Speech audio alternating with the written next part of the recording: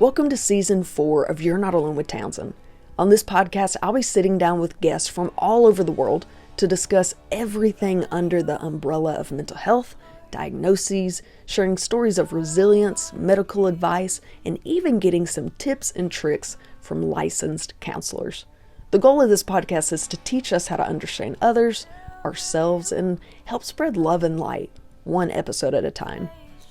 Please make sure to like and follow this podcast, and if you'd like to see the videos of these conversations, hop on over to my YouTube channel, TownsendTmusic YouTube, where you can find the podcast and my latest music. This podcast is run solely by supporters and listeners just like you. So if you'd like to help keep this podcast and project going, please consider hopping on patreon.com/TownsendTmusic to be part of the team. You'll also find extra content and questions with each and every guest. Let's hop in. What is up, everybody? I say this every week. I'm so excited. Today, we're going to be talking about mental health in the service industry. If you don't know what that is, think about like all the cooking shows you see on TV. Think about people back in the kitchen, the chefs and the people preparing your plates, all those things. I want to take a look behind the scenes. There's been I love cooking shows. I'm just going to go ahead and preface with that. And it's something that I've been incredibly interested in. So when somebody came to me and was like, this is something I want to learn more about, I hopped on the opportunity because I think people only see the food on their plate, and that's as far as they get as far as thinking about mental health and what does that look like behind the kitchen and what that stress looks like. So I'm super excited to be chatting with my friend Katie Windham. We're going to be talking about cooking, mental health. What does that look like? The stresses, the pressures. So thank you so much for joining us. You're welcome. Man, I'm stoked. I feel like I know you, but like we've never really met.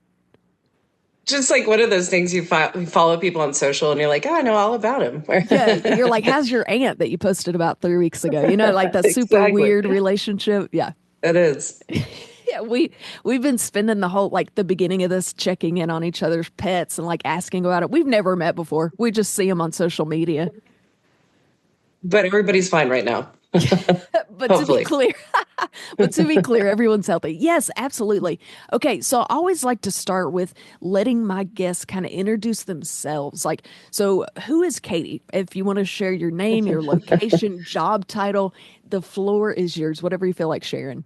Awesome. Well, my name is Katie Windham. I am currently live in Hot Springs. I've been here for 8 years.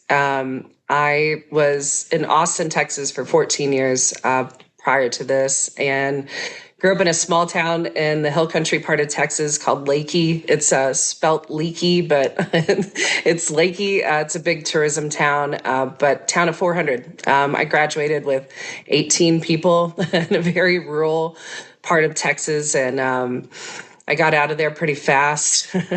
But I've learned to, that's like my homeland. I think that we take things for granted when we're growing up of how like beautiful things are that are around us because we just want to go and do bigger. But grew up in the hill country, went to college at Tarleton State University, played volleyball there.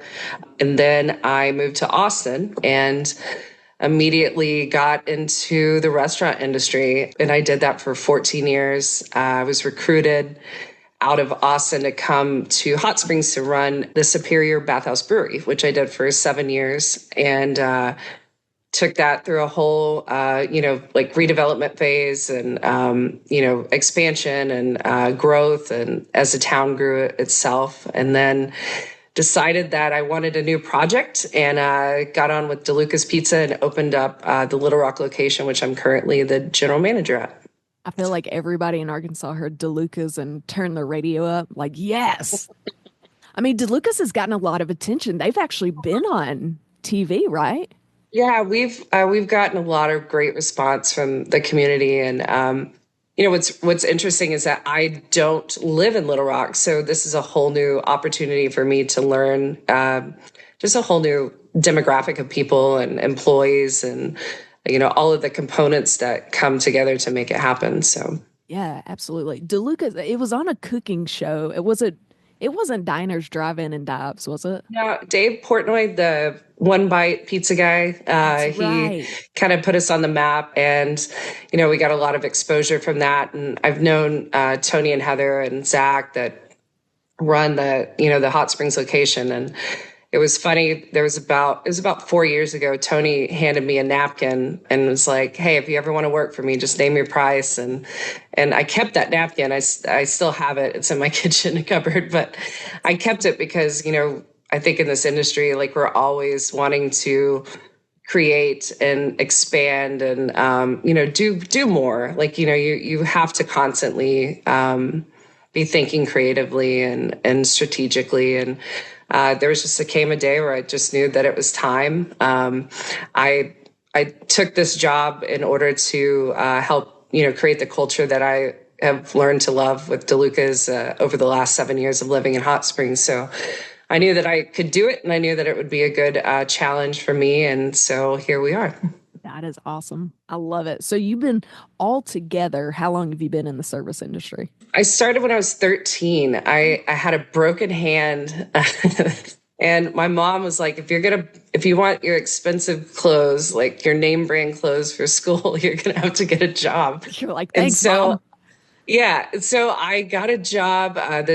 The town that I grew up in is based on the Frio River, and there's a lot of river camps. And I got a job at River Bend Camp, and I flipped hamburgers and made briskets and served people and cleaned cabins, and just really got into this service industry. I mean, that was my first kind of introduction into it. I loved talking to people. I love interacting with people and I don't know, just improving people's day. It's just always been a part of my soul, and my parents are the same way, and so that's just where it started. So I'm 41 now, so I've been doing it for quite a while. I was about to say, let's see. I'm not good at math, but if you add this up, yeah, that equals quite a while. That's awesome. I love it. So Yeah. really pat on Mom's back for making you like get out there with that broken arm and I flip know that my parents brisket. are like, if you want those clothes, you're gonna have to. And I would save all of my paychecks and put them in a jar. And I'm sure my employers were just like furious with me because I would cash them at the end of the summer and then go clothes shopping. So God, you're now that knowing employee. financials, I know that was yeah. Now knowing financials, I know that I totally screwed that all up for them, but but it was how I learned to. I mean, that's how I got my clothes, and my parents were just starting their businesses and growing, their own companies, and so.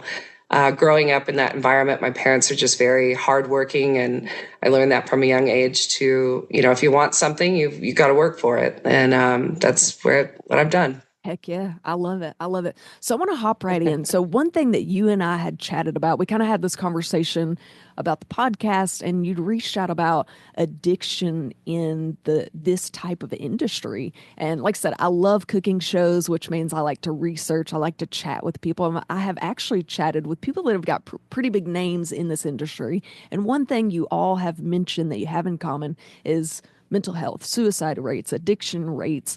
So what makes you say that addiction is so common? Like why is that important to you, and why do you think that is? Now, a quick shout out to our sponsors. If you're looking to buy or sell, I have the perfect realty company for you. Clark & Co. Realty is located in the Benton, Bryant, Arkansas area. And they understand that buying or selling a home is more than just a transaction. It's a life-changing experience.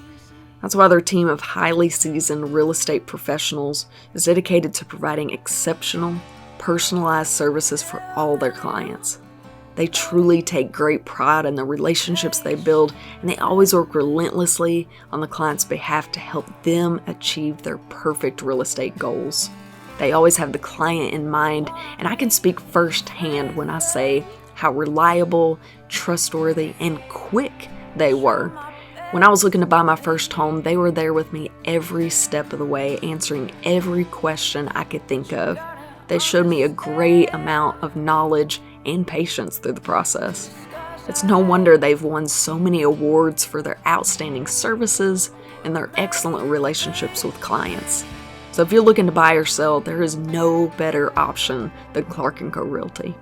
I think, like, as I've matured and grown in my career and professionally, the one thing that I've found the most passion for is creating a safe space for my employees. Coming out as lesbian, I was in college. It was a big turn coming from a small town. I like to say that I've wanted to just create spaces for people to be themselves and to feel comfortable. And there's so many landing pads in this industry. Like, you have people that are getting their doctorate, you have people that are, single parents, you have people that are just trying to figure their life out. And with the mix of that comes so much mentally. And it comes from two different parts. I mean, there's a huge part on the aspect of the employee, and what they're going through physically and mentally. The industry is demanding. Like, you're on your feet, you're dealing with people, you're interacting. And sometimes, all of these stressors come out of nowhere, but also from, leadership standpoint, of being a general manager or operations director or owner, you deal with so many personalities. You're talking 50 plus people, 60 plus people that every day you're gauging, where are they at? And you have to adapt and create a space to where all of these people work together. And often you're dealing with, a lot of different personalities and a lot of different backgrounds and a lot of different needs and desires. And so the stress of that in a leadership aspect is very tough. And that's, honestly, and early on in my career was something that I had to create boundaries with. You have to know when you can help and when you can't help. But also, if you're creating the best environment, you're trying your best to create that space where people can thrive. Yeah, absolutely. So I actually just watched the movie called Burnt. Have you ever seen that? Yes, I Of have. course you have. Yeah. It's all about cooking. And I was thinking about our conversation coming up and how my personality would not thrive. Let me tell you something. I'm incredibly sensitive. I would have been in the corner crying. So I'm just so intrigued that there are people just strong enough to do this. And the fact that you guys are able to do this, because if people go back and watch the cooking shows and they watch these movies, you have to be creative. You have to be smart. You have to be always thinking about the next thing, but you're also having to take a team with you as well, right? So it's not just about you. You're in charge of this whole team getting everything perfect. And when I see all the orders coming in and they're yelling it and they're sweating and you have to get everything perfect, I thought, nope, Townsend would not thrive in this atmosphere. That's it. I think that we have this thing innately inside of us that it's just a personality where it's like you just thrive on that chaos. And talking about the addiction and mental health aspect of it, a lot of that comes from just the simple aspect. You're constantly on edge. Yes. At DeLuca's, since we opened, we've had we go on a wait an hour and a half after we open, and it's just chaos until we end, and it goes well, but you're constantly in high gear. Yeah. And so a lot of that leads to, after the shift or whatnot, take a shot, you deserve it. Or a lot of, I was looking up, it was interesting. You were asking statistics on substance abuse in the service industry. And I had it dialed into it, but the majority of substances is marijuana, which, I'm actually very grateful for, in the state of Arkansas, because, a lot of my employees they have their medical card. And outside of that helps them to deal with things better than other substances. So it's interesting to me, though, that, a lot of us at the end of the shift, it's just how do you wind down? So it's that constant, getting up and you get through it. Then that celebratory factor of being how do we close it out? How do you close out the day? And I think that that's been the biggest lesson in my life. And I've struggled, with it up and down, for decades, depending on the stress of the job and the requirements or situationally, I have my own personal things that, I can't bring into work. And when you're going through really big life decisions and you're having to come in as a leader of 60 people, you have to put that stuff aside. And, in those moments where, that chaos ends and you feel accomplished and, you've gotten yelled at by guests that weren't happy because they had to wait 5 minutes longer, or, whatever it may be, all that stuff affects affects us mentally. And it's, I'm so grateful for therapy and just taking care of myself. And those are the lessons that I've had to learn, over the decades of doing this. So Yeah, I feel like my blood pressure would be through the roof. Like I said, I'm incredibly sensitive. If somebody came in yelling at me and I'm like, I'm trying my best. I'm trying my best. Are there days where you're it's the just whole thing. like, It's like being like, I'm super empathetic and very sensitive as well. And I think that, has given me an edge as far as team building, because I can I use that as a superpower for, getting, creating those safe spaces. But at the same time, it sucks. just Like like it don't really don't does. You're yell just at like, me. I'll be yeah, good. I I mean, I'm get thinking about the guy that, that yelled at me like 2 weeks ago for something that was just totally not, it wasn't right. But, that's part of it. It's dealing with personalities, and we never know what each guest is coming in for, or what has happened in their life, or what's happening. And, through de-escalating like situations at work through guests, I've found that, if you have the right approach, you find a lot of times these people are just like, I had a guy break down and just say, my son just died. And that was the whole, like, he was coming out of left field with, a complaint, but he wasn't angry about the wait time. He was, he was dealing with his own things. And that's how the employees are. That's how we all are. But in that stressful environment, it really creates, a bit of, an area for people to become addicted to substances, or to drink too much, or, whatever it may be, to stay up all night because your mind's so like going that you can't sleep, and then you don't get enough sleep, and then everything kind of compounds. But it's definitely an industry that I think that, needs to be looked at as far as mental health, and providing, those tools and those coping skills that, these kids need. Yeah, yeah. And you talk about that. A lot of the places I play music in these breweries and these restaurants, they're also the hours are crazy. So I mean, you're up super late, but wake up super early. So talking about sleep, I feel like just everything is kind of off kilter and off balance. Speaking of that, we talked about this a little bit earlier. Do you know the statistics regarding mental health? And like, I know it's a mostly man-driven field, but I feel like that's shifting a little bit with time.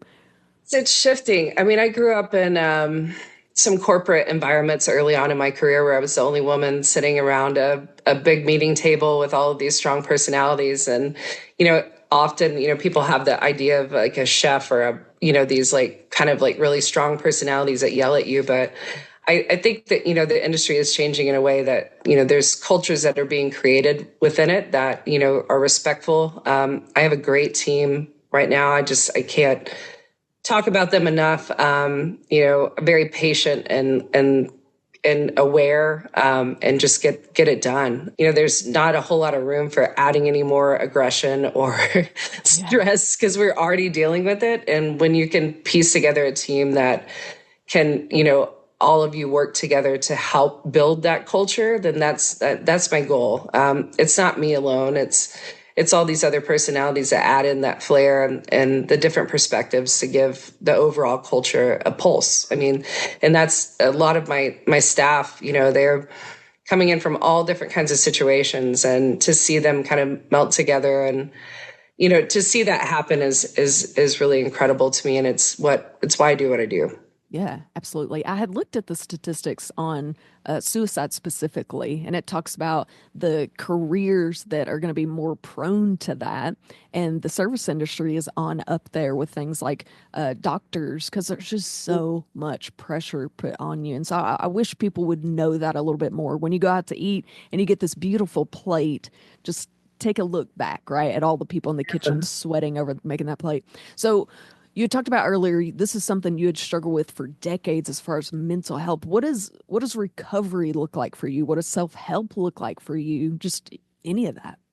Well, I think that, I was young when I started. I got my first like kind of management position at 20.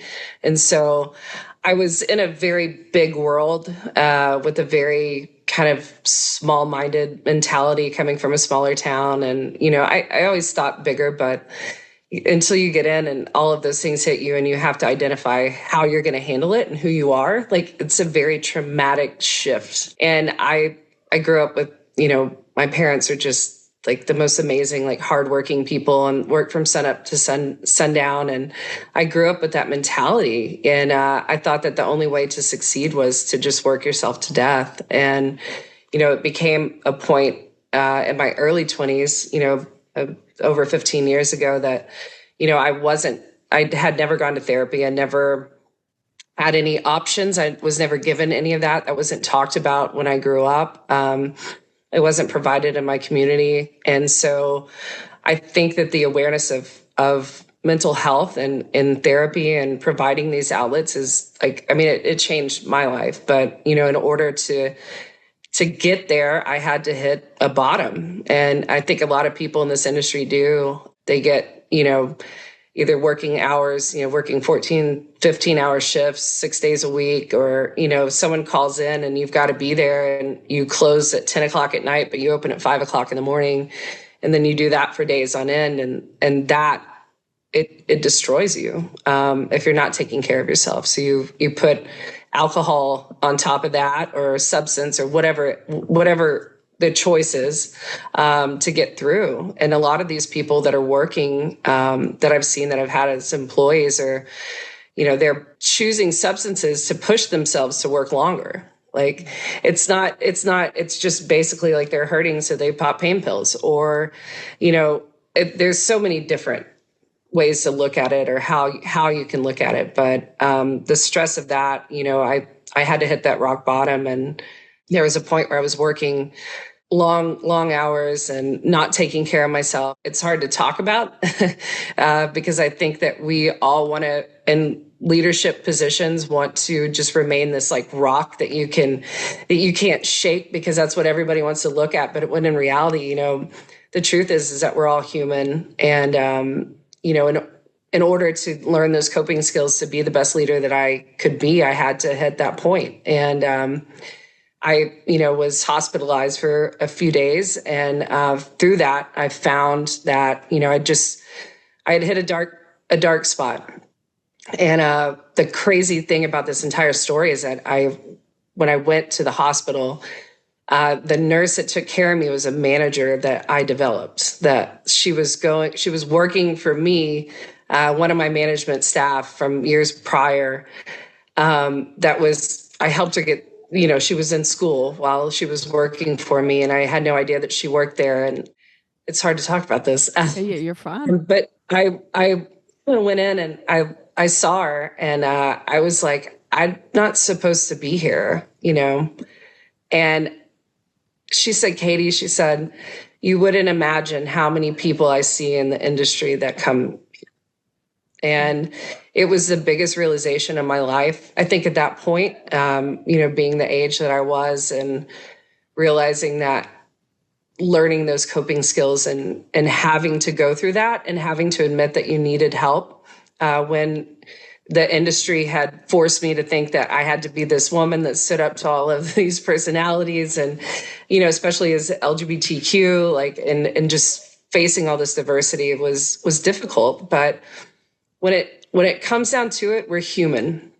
At the end of the day, we all have our struggles. And I think that the biggest thing that I could teach my staff and teach my employees and my coworkers and even the people that I work for is that in this industry, you have to create a safe space. And the more that we take care of each other, the better that we perform, the healthier that we are.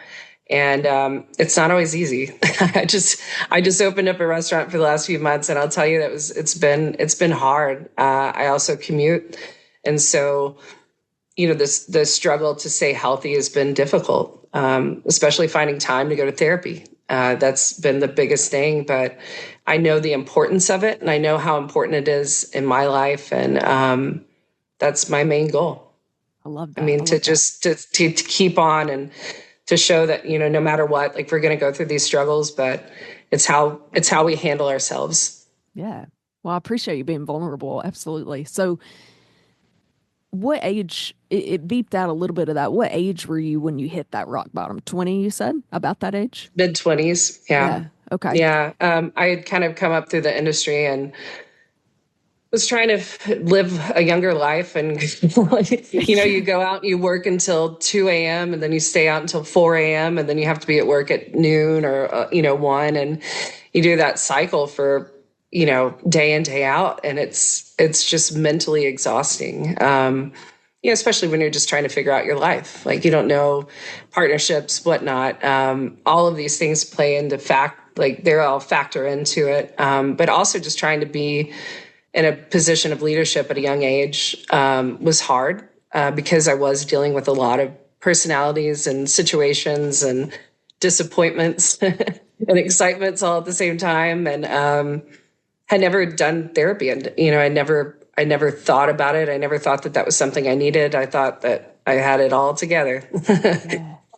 But in reality, we don't realize how much the mental toll that it takes on us, I think, in the service industry of all of these factors. And I had to go through that to learn those coping skills in order to get where I am today. I wouldn't have made it if it wouldn't have been for that. There's no possible way that I would have been here right now if it wasn't for that situation in my life that taught me that I needed to focus on my mental health and I needed to have an outlet and to empower my employees to do it. There's so many employees that are just like, oh, therapy, like it's that like negative connotation on it that I think that I wasn't aware that people had, but it's really strong. And I think I'm led to be very vulnerable and open about that right now because it is so important. I mean, it changed my life. I mean, it saved my life. God, absolutely. So when you went to the hospital,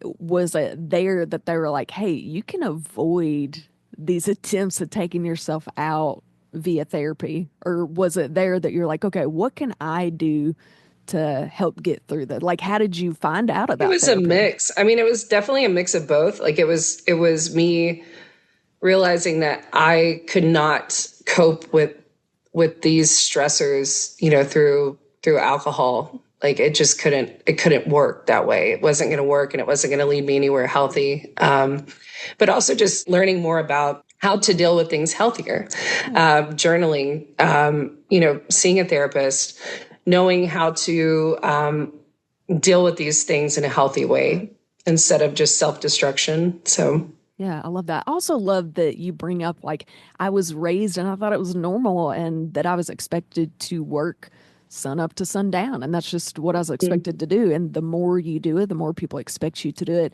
I feel like I'm wired to do the same. And so I have close friends that love me enough to be like, yo, log fill out out. for the day. Yeah, clock Yeah, out. exactly. Because you just do and do and do. And then you get stuck in this endless cycle. Absolutely. So you were talking about being vulnerable, which I appreciate you doing for your community. How can we do better for the service industry? I think just, creating resources. A lot of it is like an insurance-based thing of like, how am I going to afford therapy? How am I going to get there? What is the time frame? Where are my kids going to go while I go there? If I have to be at a shift at this time and, there's so many factors that, I've been very fortunate. There's been people in the community here in Hot Springs that Lorraine Thaxton, my therapist, has taken some of my employees and just for free, just to help. And I think that there's so much beauty within like just finding those kinds of connections. But the reality is so much bigger. There's such a bigger problem of, creating an environment to where people don't feel like it's a negative thing, and that it's a healthy thing and that it's something that can help change their life. I think that narrative needs to be really like people need to be educated in that more. And, it's a goal of mine to help teach that, and I've done that as I've developed and seen how much it's changed my life. But I think a community as a whole, like we need to create more resources for service industry and more education, however we can to just make it to where that employers and employees are on the same page with that and that it's not looked at as a negative thing. Oh yeah, absolutely. Absolutely. Which is another reason why I do this podcast is just to raise awareness, let people know, hey, it's okay to not be okay, right? We all got our Mhm. things, we all got our stories. What where can people find the best resources? I know you talked about your therapist has been a saving grace, but where are some resources you feel like people could go that you could share?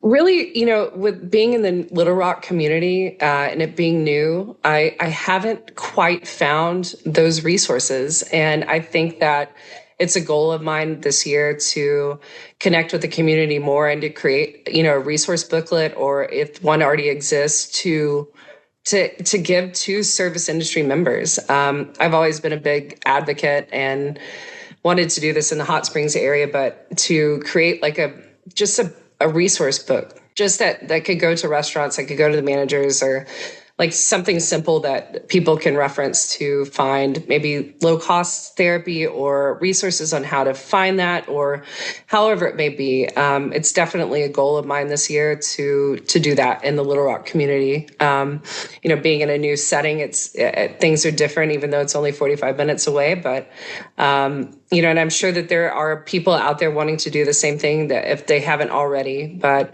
I want to connect those people, in the community, and to have the staff to have resources. It's just such a huge community of people that are just going through so much. Like, I have no idea. Like, kids get sick and they can't work for 2 days, and then that affects them and their income, and then they have to pay for childcare. And there's just anything and everything. As far as just childcare, I mean, that's a whole another resource that, can be put together for service industry folks. So, I think that there's a big bubble that we could fill in with stuff. But as far as the mental health, I think just providing resources and giving people confidence that they can do that, and it doesn't show weakness or it doesn't make them a bad person. I think that's the biggest thing I think we could do. Yeah, absolutely. There's this podcast that's really good. It's called You're Not Alone with Townsend. They should check that out.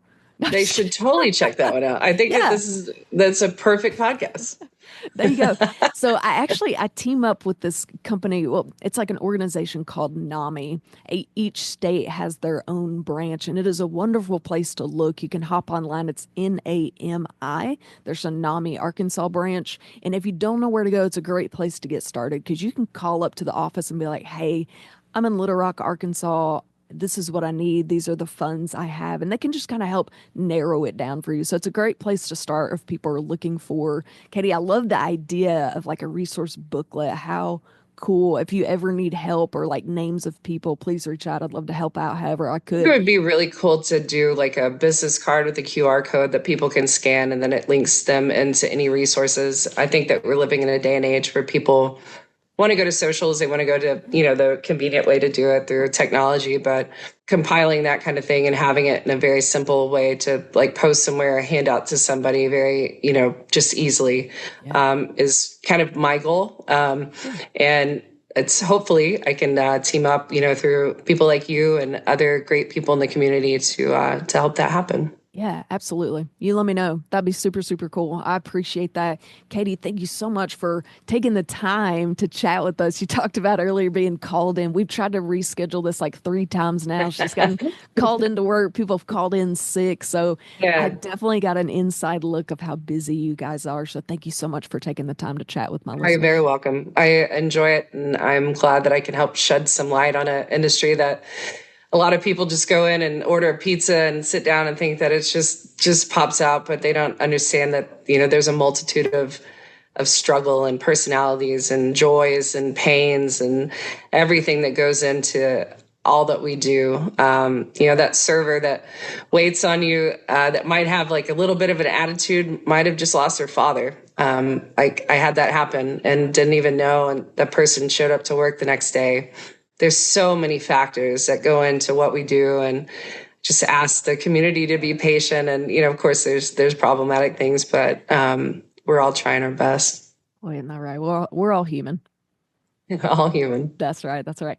All right, listeners, you know how this works. We're going to wrap it up on here.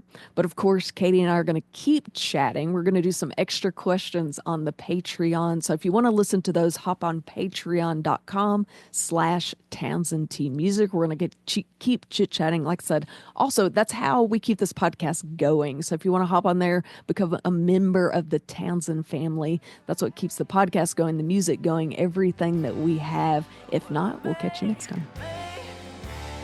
If you'd like to hear the rest of this interview, visit patreon.com/TownsendTmusic.